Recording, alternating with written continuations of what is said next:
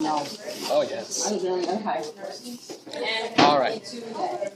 So does everybody see this long portion of muscle, this fan-like shaped muscle that comes and attaches itself to the sternum? This right here is called the pectoralis major. Pectoralis major. So all of this muscle that fans out and attaches itself to the sternum is called the pectoralis major. Okay. Now, right underneath, if we were to grab this pectoralis major and just rip it right off, underneath what we would see are these muscles right here that form digits, almost like little digits. You're going to have one of these going towards every single rib. We have 12 ribs, so we expect to have pretty much 12 of these guys.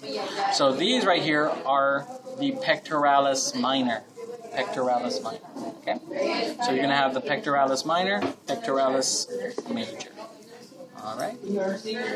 All right. Just underneath, if you were to rip off the pectoralis minor, underneath you would see two other sets of muscle. Notice how the muscle here, the grain, is very different from each other. Okay? Does everybody see that? Look at the grain right here and compare it to the grain right here.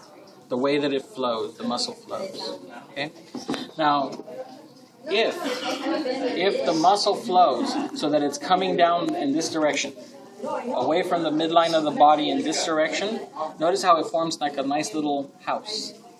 Notice how I'm inside the house. So everything, all of the muscle that comes down like this in any portion of the body, okay, comes out as a V from the midpoint of the body.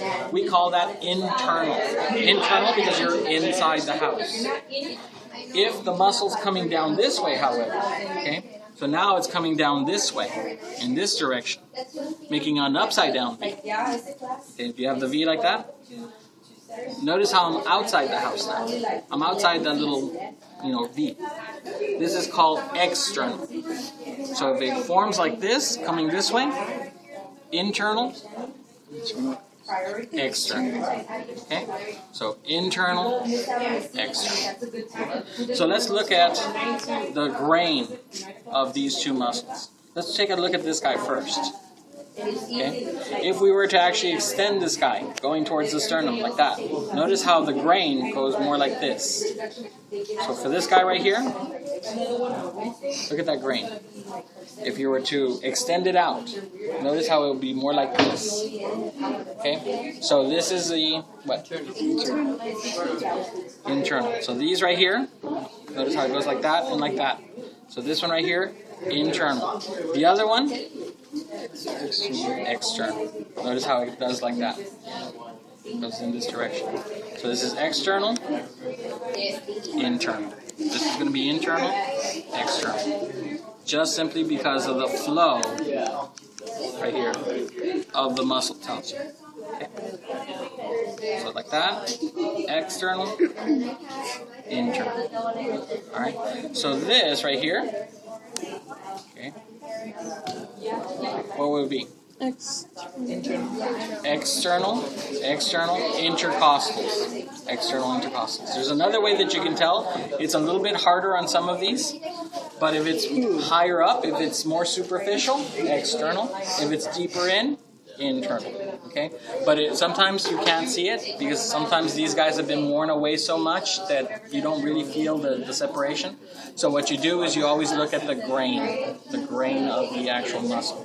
So the grain, again, is doing this number, external, internal. Okay?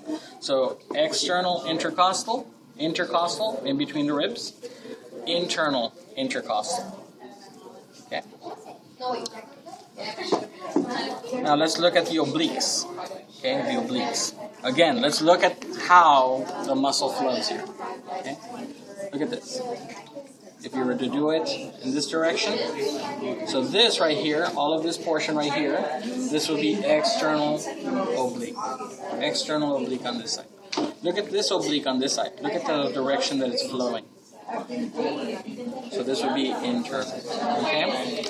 Another way, like I said before, how you can tell is if it's a higher up, it's more superficial, external, right? What I want you to do is I want you to look right here on the side. Tell me how many layers do you see? 3. And then I want you to look on this side.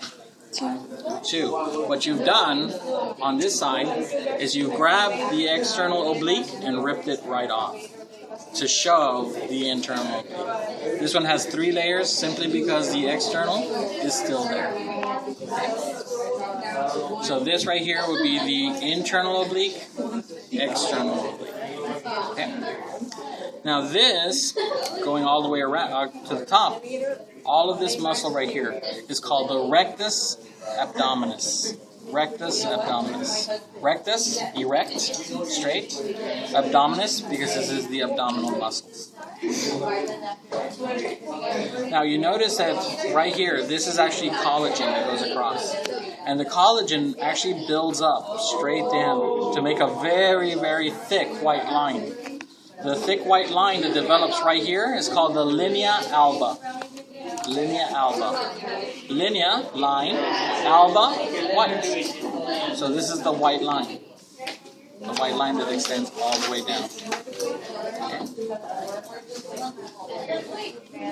Now, we talked about the external, right? The external and the internal. Now, what we need to do is we need to talk about the transverse. Some of the cheat notes. This right here, you see how it goes straight across. It doesn't go at an angle. It goes straight across. This right here is the transverse abdominis. Transverse abdominis. So it's this muscle that goes straight across this way.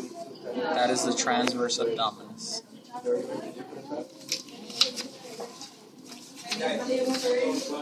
Now what I want you to look at are these muscles right here. These are not the same as the pectoralis minor. These right here, right on the side, if you've ever seen the weightlifters, when they do like that and it looks like they have like little wings on the side, okay?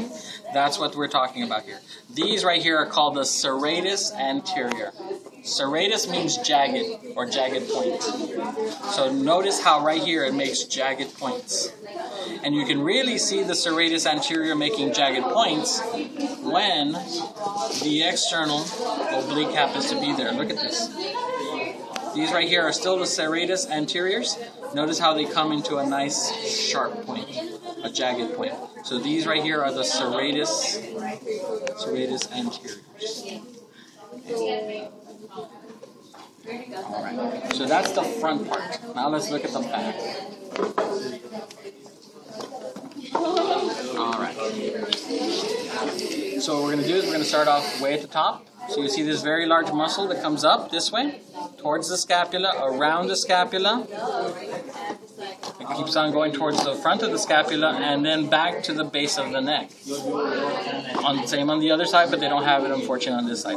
It makes a long sheet of muscle that goes all the way across. This right here, all of this muscle right here is called a trapezius.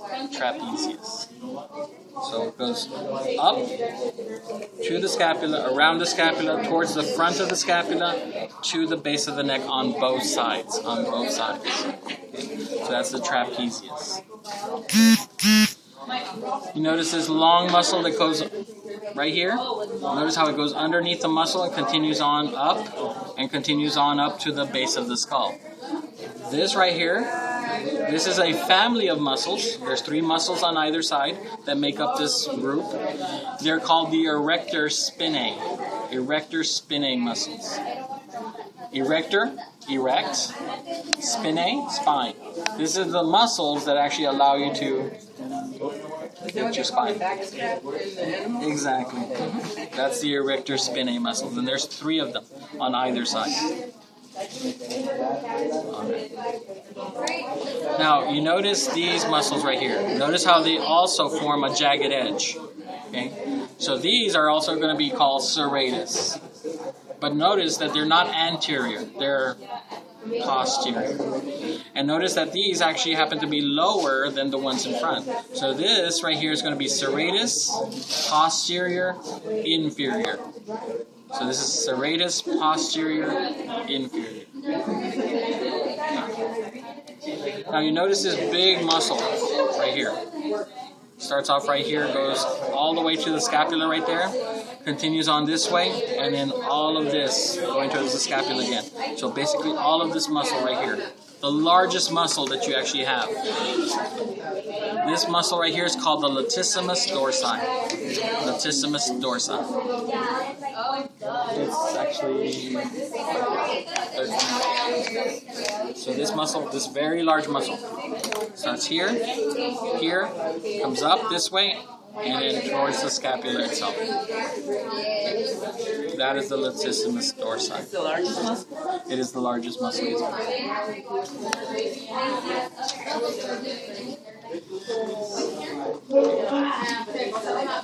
And I'm trying to see if we've forgotten any, and I don't think so. I don't think so. No. Okay. So you guys are done with the thorax. When you come back, you're going to do the